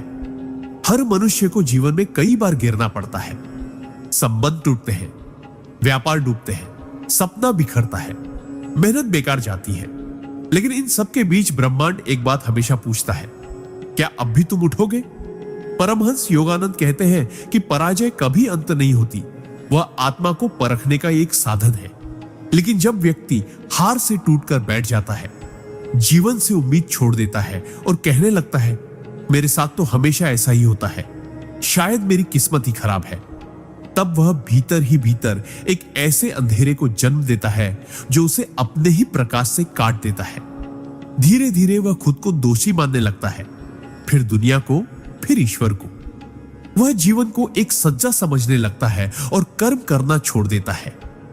यही निष्क्रियता, यही आत्म पराजय पाप के घड़े में गिरने वाली सबसे विषैली बूंद बनती है, क्योंकि तब व्यक्ति न केवल जीवन का अपमान करता है बल्कि उस ईश्वरीय शक्ति का भी जिसने उसे बार बार अवसर दिए उठने के। जब यह घड़ा फूटता है तो उसके साथ आत्मविश्वास, आत्मसम्मान और आस्था सब बिखर जाते हैं। इसलिए याद रखो, हारना कोई पाप नहीं, लेकिन हार मान लेना और उसे अपने अस्तित्व की सच्चाई बना लेना आत्मा के विकास की सबसे बड़ी रुकावट है। जीवन ने तुम्हें रोका है, खत्म नहीं किया। अब भी उठो, वरना घड़ा तुम्हारी चुप्पी से ही छलक जाएगा। सिद्धांत 42। पाप का घड़ा तब भी भरता है जब व्यक्ति बार बार दूसरों को चोट पहुंचाकर यह सोचता है कि मैंने तो मजाक किया था, और उनके भावनात्मक घावों को महत्वहीन समझ लेता है। भावनाएं आत्मा की भाषा होती है। जब हम किसी के शब्दों से, व्यवहार से या मौन से भी घायल होते हैं तो वो घाव केवल दिल में नहीं, आत्मा की गहराइयों में उतर जाते हैं। और जब कोई व्यक्ति यह सोचकर दूसरों को ताना मारता है, नीचा दिखाता है, उनका मजाक उड़ाता है या भावनात्मक आघात देता है कि मैं तो मजाक कर रहा था, तब वह यह नहीं समझता कि कुछ मजाक आत्मा के भीतर हमेशा के लिए चुभ जाते हैं। परमहंस योगानंद कहते हैं कि प्रेम, करुणा और संवेदना यही वो गुण है जो आत्मा को ऊपर उठाते हैं। और जब व्यक्ति दूसरों की भावनाओं को बिना समझे रोता है, तब वह अपने ही भीतर से इन दिव्य गुणों को मिटा देता है। एक बार किसी को अपमानित करके अगर हम ये सोचे कि अरे वो तो सह लेगा, तो हम ये नहीं देख पाते कि सामने वाला कितनी देर से चुप है और ये चुप्पी उसकी मजबूरी है या टूटन। हर ऐसी चुभन जो हमारी वजह से किसी और की आत्मा में बैठती है, पाप के घड़े में एक अदृश्य बूंद बन जाती है। धीरे धीरे ये बूंदें एक ऐसा भार बनाती है जिसका असर हमारे संबंधों, हमारे मानसिक शांति और यहां तक कि हमारे कर्मों पर भी पड़ता है। और जब यह घड़ा टूटता है तो हम अकेले नहीं गिरते, हमारे साथ वे भी टूटते हैं जिनकी भावनाओं को हमने कभी हंसी मजाक कहकर अनदेखा किया था। इसलिए शब्दों का आदर करो, किसी की चुप्पी को कमजोरी मत समझो, क्योंकि कई बार किसी की टूटी आत्मा हमारी ही जुबान से बिखरती है और वही क्षण पाप के घड़े को अंतिम बूंद दे देता है। सिद्धांत 43। पाप का घड़ा तब भी भरता है जब व्यक्ति दूसरों के समर्पण, प्रेम और भरोसे का फायदा उठाता है और उन्हें उपयोग की वस्तु समझकर छोड़ देता है। इस संसार में सबसे पवित्र चीज है किसी का निश्चल प्रेम, निस्वार्थ सेवा और गहराई से किया गया विश्वास। जब कोई व्यक्ति किसी पर संपूर्ण विश्वास करता है, अपने मन के द्वार खोल देता है और निस्वार्थ भाव से तुम्हारे साथ खड़ा होता है, तब वह केवल संबंध नहीं दे रहा होता, वह अपना एक अंश दे रहा होता है। लेकिन जब हम उस विश्वास को हल्के में लेने लगते हैं, उसका उपयोग अपने स्वार्थ के लिए करने लगते हैं और समय आने पर उसे छोड़कर आगे बढ़ जाते हैं, तब हम सिर्फ एक रिश्ता नहीं तोड़ते, बल्कि एक आत्मा को भीतर से चकनाचूर कर देते हैं। परमहंस योगानंद कहते हैं कि प्रेम एक दिव्य शक्ति है और इसका अपमान करना स्वयं परमात्मा का अपमान है। जब कोई तुम्हारी खुशी के लिए अपने सपनों को पीछे रखता है, तुम्हारे लिए तकलीफें सहता है और फिर तुम उसे कमजोर, पुराना या अब जरूरत नहीं समझकर छोड़ देते हो, तो वह एक ऐसा सूक्ष्म पाप बन जाता है जो सीधे तुम्हारी आत्मा में जहर घोल देता है। हर बार जब हम किसी समर्पित आत्मा को दर्द देते हैं, उसका भरोसा तोड़ते हैं, उसे उपयोग कर फेंक देते हैं, तब पाप का घड़ा चुपचाप भरता रहता है। वह व्यक्ति कुछ नहीं कहता, पर उसकी टूटी हुई आह भीतर की दुनिया को झकझोर देती है। और जब घड़ा फूटता है, तब जीवन में ऐसे अकेलेपन, पछतावे और आत्मग्लानि का तूफान आता है जहां कोई भी तुम्हारे साथ खड़ा नहीं होता, क्योंकि तुमने उन्हीं लोगों को छोड़ दिया था जो बिना शर्त तुम्हारे साथ थे। इसलिए किसी के प्रेम और समर्पण को हल्के में मत लो। यह अवसर नहीं, ईश्वरीय परीक्षा होती है, और जिसे तुमने आज जरूरी नहीं समझा, वही कल तुम्हारा सबसे बड़ा अधूरापन बन सकता है। सिद्धांत 44। पाप का घड़ा तब भी भरता है जब व्यक्ति स्वयं को ही इतना छोटा समझ लेता है कि वह ईश्वर द्वारा दिए गए अपने आत्मिक उद्देश्य को पहचानने से ही इनकार कर देता है। हर आत्मा इस धरती पर किसी न किसी कारण से आई है, कोई संयोग नहीं होता। लेकिन जब व्यक्ति बार बार अपने बारे में हीन भावना पालता है, मैं तो कुछ नहीं कर सकता, मुझ में कोई विशेषता नहीं, ईश्वर मुझे क्यों चुनेंगे, तब वह केवल खुद को नहीं बल्कि उस ईश्वरीय योजना को भी ठुकरा देता है जो उसके जीवन के माध्यम से कुछ बड़ा रचने वाली थी। परमहंस योगानंद कहते हैं कि आत्मा अनंत सामर्थ्य की वाहक होती है, लेकिन जब वह स्वयं को सीमित मानने लगती है तब वही विश्वासहीनता धीरे धीरे पाप का रूप लेने लगती है। यह पाप कोई बाहरी नहीं बल्कि सबसे सूक्ष्म और घातक होता है, क्योंकि इसमें व्यक्ति ईश्वर की दी हुई शक्तियों को दबा देता है, आत्मा की आवाज को अनसुना करता है और जीवन के उद्देश्य को टालता ही नहीं, भूल जाता है। जब व्यक्ति स्वयं से भागता है, आत्मबल को नजरअंदाज करता है और दूसरों से तुलना करके अपने अस्तित्व को तुच्छ मान लेता है, तब यह आत्मा के प्रति अन्याय होता है। यही अन्याय रोज पाप के घड़े में एक अदृश्य बूंद बनकर गिरता है। धीरे धीरे यह घड़ा भरता है और जब फूटता है तो व्यक्ति को लगता है कि उसका जीवन व्यर्थ चला गया, वह कुछ कर नहीं पाया, कुछ बना नहीं पाया। लेकिन सच्चाई यह होती है कि वह बना ही इसलिए नहीं पाया क्योंकि उसने कभी शुरुआत ही नहीं की। आत्मा का सबसे बड़ा पाप यह नहीं कि उसने कुछ गलत किया, बल्कि यह है कि उसने अपने भीतर के ईश्वर को पहचाना ही नहीं। इसलिए उठो, पहचानो, तुम महत्वपूर्ण हो, तुम्हारा जीवन एक दिव्य संकल्प का हिस्सा है। खुद को छोटा समझकर उसे नकारना ईश्वर के कार्य में रुकावट डालना है, और यही वह पाप है जो मौन होकर घड़ा भर देता है। सिद्धांत 45।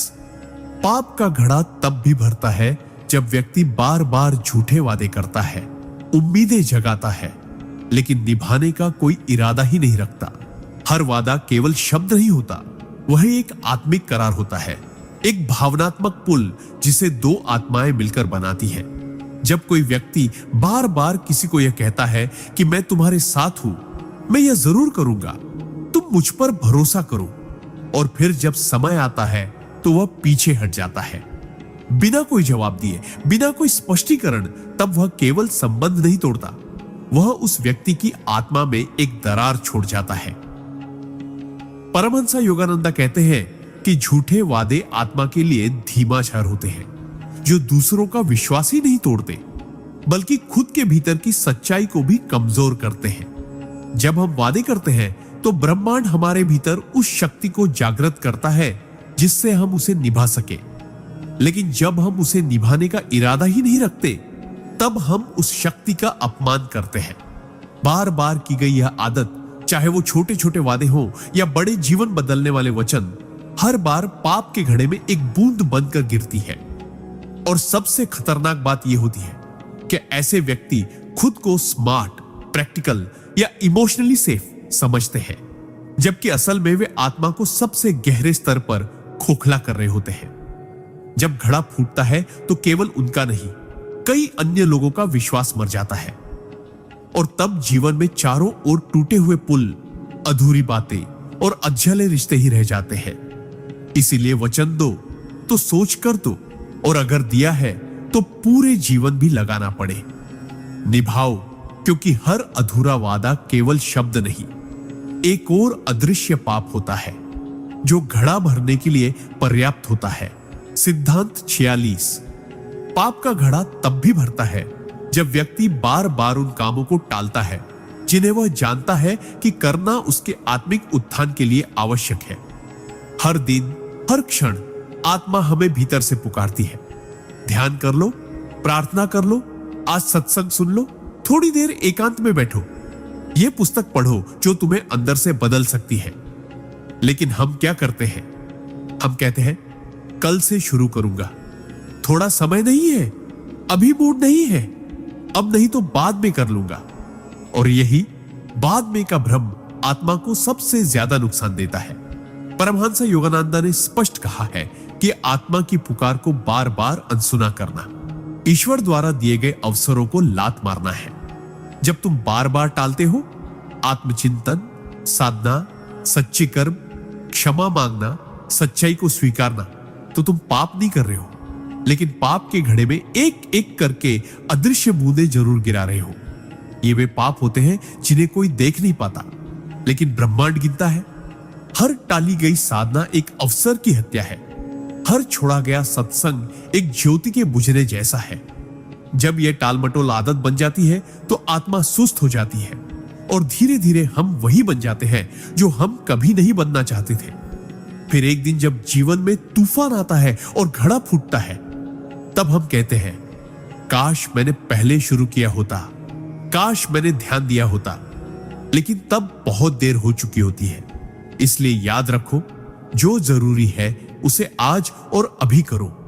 आत्मा कल की प्रतीक्षा नहीं करती और पाप का घड़ा भी तुम्हारी देर का ही इंतजार कर रहा होता है। सिद्धांत 47। पाप का घड़ा तब भी भरता है जब व्यक्ति अपने स्वार्थ की पूर्ति के लिए दूसरों की भावनाओं से खेलता है और उन्हें केवल एक साधन मानकर छोड़ देता है। इस संसार में सबसे नाजुक चीज है किसी का भरोसा और सबसे पवित्र चीज है किसी का सच्चा प्रेम। जब कोई व्यक्ति किसी की भावना को समझते हुए भी केवल अपने स्वार्थ के लिए उसे करीब लाता है, कभी समय काटने के लिए, कभी अकेलापन मिटाने के लिए, कभी भावनात्मक सहारा पाने के लिए, और फिर जब उसका काम पूरा हो जाता है तो वह उस इंसान को पीछे छोड़ देता है जैसे वह कोई वस्तु हो, तब वह सिर्फ एक दिल नहीं तोड़ता बल्कि एक आत्मा को झकझोर देता है। परमहंस योगानंद कहते हैं कि किसी की भावना को जानबूझकर चोट पहुंचाना सिर्फ पाप नहीं, आत्मघाती कर्म होता है, क्योंकि इसका असर तुम्हारे ही भीतर सबसे पहले होता है। जब तुम किसी के प्रेम को, उसकी भक्ति को, उसकी मासूम उम्मीदों को एक खेल समझ लेते हो, तो तुम सिर्फ उसे धोखा नहीं देते, तुम स्वयं के ईश्वरीय स्वरूप से दूर हो जाते हो। हर बार जब तुम किसी के सच्चे लगाव का उपयोग करके उसे छोड़ते हो, एक अदृश्य कांटा उसकी आत्मा में छुपता है और वही कांटा एक बूंद बनकर तुम्हारे पाप के घड़े में गिरता है।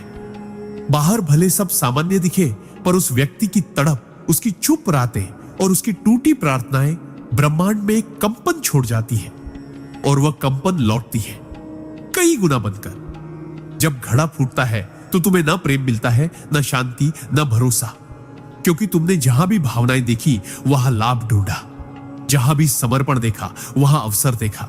इसलिए किसी की आत्मा को चोट पहुंचाने से पहले रुको, सोचो, क्या तुम्हारा सुख इतना जरूरी है कि किसी और का दिल कुचल कर मिले? क्योंकि ऐसी हर भावना जो तुमने तोड़ी वह लौटेगी, और तब घड़ा सिर्फ टूटेगा नहीं, तुम्हारा अंतर्मन भी उसके साथ बिखर जाएगा। सिद्धांत 48। पाप का घड़ा तब भी भरता है जब व्यक्ति अपने अभिमान में इतना अंधा हो जाता है कि वह क्षमा मांगने को कमजोरी और दूसरों को क्षमा करने को मूर्खता समझने लगता है। जीवन में सबसे कठिन लेकिन सबसे शक्तिशाली कार्य है मैं गलत था कहना, और उसे भी ज्यादा दिव्यता तब प्रकट होती है जब कोई हमें दुख देता है और फिर भी हम उसे क्षमा कर देते हैं। पर जब व्यक्ति का अहंकार इतना बढ़ जाता है कि वह स्वयं की गलती स्वीकार करने को अपमान समझने लगता है, तब वह अपने ही भीतर एक अंधकार पैदा करता है। परमहंस योगानंद कहते हैं कि क्षमा वह अग्नि है जो पाप को भस्म कर देती है, और अहंकार वह दीवार है जो आत्मा को ईश्वर से काट देती है। जब हम क्षमा नहीं मांगते तो हम न केवल सामने वाले के घाव को गहरा करते हैं, बल्कि अपनी आत्मा पर भी एक बोझ डालते हैं।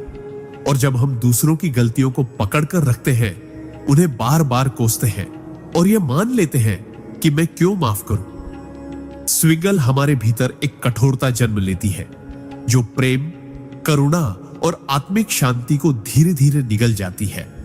यही कठोरता पाप के घड़े में बूंद बूंद बनकर गिरती है और व्यक्ति को पता भी नहीं चलता कि वह कब इतना भारी हो गया कि वह टूटने के कगार पर पहुंच गया। क्षमा मांगना आत्मा का सजल होना है और क्षमा करना आत्मा की उच्चता है। जो व्यक्ति दोनों से मुंह मोड़ लेता है वह न रिश्तों को बचा पाता है, न ही अपनी आत्मा को। जब घड़ा फूटता है तो उसे लगता है कि सबने साथ छोड़ दिया, जबकि सच्चाई यह होती है कि उसने खुद अपने अहंकार के कारण सब कुछ तोड़ दिया होता है। इसलिए झुको, क्षमा मांगो, माफ करो। यह पराजय नहीं, आत्मा की सबसे बड़ी विजय होती है। यही वह रास्ता है जो घड़े को भरने से रोकता है और आत्मा को हल्का, निर्मल और दिव्य बनाता है। सिद्धांत 49। पाप का घड़ा तब भी भरता है जब व्यक्ति दूसरों की मदद करने की क्षमता होते हुए भी केवल अपने सुख सुविधा और व्यस्तता का बहाना बनाकर मुंह मोड़ लेता है। हर मनुष्य के जीवन में ऐसे क्षण आते हैं जब कोई उसके पास आता है मदद मांगने, थोड़ा सहारा लेने, कुछ समय, कुछ शब्द या केवल एक संवेदना पाने के लिए। और अक्सर हम कहते हैं, अभी टाइम नहीं है, मैं खुद बहुत परेशान हूं, मुझे उससे क्या लेना देना, या सबसे सामान्य, कोई और कर देगा। पर क्या तुम जानते हो, वो क्षण सिर्फ एक इंसान की मदद करने का नहीं था, वो क्षण तुम्हारे आत्मिक उन्नयन का अवसर था। परमहंस योगानंद कहते हैं कि जब ईश्वर किसी आत्मा की मदद करना चाहते हैं तो वे किसी दूसरे मनुष्य के माध्यम से करते हैं, और यदि वह मनुष्य, तुम, उस जिम्मेदारी से मुंह मोड़ लेता है तो केवल वह जरूरतमंद ही नहीं हारता, तुम भी गिरते हो आत्मा की दृष्टि से। जब तुम किसी का दुख जानते हो, मदद कर सकते हो, लेकिन फिर भी स्वार्थ, आराम या उदासीनता के कारण कुछ नहीं करते, तो वह एक मौन अपराध होता है जो तुम्हारी आत्मा पर एक बोझ बन जाता है। यही बोझ हर बार पाप के घड़े में एक अदृश्य बूंद बनकर गिरता है। बूंदें जमा होती है, और जब जीवन में तुम्हें खुद किसी दिन मदद की जरूरत होती है तो वही ब्रह्मांड तुम्हारे पास से मुंह मोड़ लेता है, क्योंकि तुमने पहले उसी की पुकारों को अनसुना किया था। इसलिए जब अगली बार कोई तुमसे थोड़ी भी मदद मांगे, भले ही वो केवल एक बात सुनने की हो, तो मत सोचो कि यह छोटा काम है। यह वही घड़ी हो सकती है जो तुम्हारे पाप के घड़े को खाली कर दे या और भर दे। चुनाव तुम्हारा है, उदासीन बनना या ईश्वरीय माध्यम बन जाना। सिद्धांत 50। पाप का घड़ा तब भी भरता है जब व्यक्ति जानबूझकर अपने कर्मों की जिम्मेदारी से भागता है और हर बार दोष दूसरों, परिस्थितियों या भगवान पर डालकर खुद को निर्दोष मानता है। जीवन में जो कुछ भी हमारे साथ घटता है, चाहे वो अच्छा हो या बुरा, उसमें हमारे पूर्व और वर्तमान कर्मों की गहरी छाया होती है। लेकिन जब कोई व्यक्ति बार बार अपने गलत फैसलों, असफलताओं, रिश्तों की टूटन या जीवन में आई पीड़ा के लिए दूसरों को दोष देने लगता है, माता पिता, जीवन साथी, समाज, परिस्थितियां या यहां तक कि ईश्वर, तब वह खुद को अपने ही कर्मों से काट लेता है। परमहंस योगानंद कहते हैं कि जब तक व्यक्ति अपने जीवन की संपूर्ण जिम्मेदारी नहीं स्वीकार करता, तब तक वह आध्यात्मिक रूप से आगे नहीं बढ़ सकता। पर जब इंसान कहता है, मेरे साथ ऐसा इसलिए हुआ क्योंकि वो गलत था, या भगवान ने मुझे दुख दिया, तब वह पाप नहीं करता, पर एक गंभीर आत्मिक अपराध जरूर करता है। वह अपने भीतर के सत्य को मारता है। यह झूठा एहसास कि मैं तो ठीक था, गलती दूसरों की थी, धीरे धीरे आत्मा में एक ऐसी दीवार खड़ी कर देता है जो उसे भीतर झांकने ही नहीं देती। यही इनकार, यही अस्वीकार पाप के घड़े में सबसे घातक बूंद बनकर गिरता है। व्यक्ति तब आत्मचिंतन नहीं करता, बल्कि बार बार बाहरी कारणों को गिनता है, जिससे उसकी आत्मा और भी भ्रमित होती जाती है। जब यह घड़ा फूटता है तो जीवन में ऐसा अंधकार छा जाता है कि व्यक्ति खुद से ही कट जाता है। उसे लगता है, कोई मेरी बात नहीं समझता, कोई मेरा साथ नहीं देता। लेकिन सच्चाई यह होती है कि वह स्वयं ही अपने सत्य से दूर चला गया होता है। इसलिए अपने कर्मों की संपूर्ण जिम्मेदारी लो, चाहे वो जैसे भी हो। यही पहला कदम होता है आत्मा के शुद्धिकरण का, और यही एकमात्र उपाय है उस घड़े को भरने से रोकने का। क्योंकि जब तुम अपनी गलतियों को स्वीकार करते हो, तभी तुम अपने भाग्य को बदल सकते हो, वरना पाप का घड़ा तुमसे पहले भर जाएगा और तब पछतावे का कोई अर्थ नहीं बचेगा।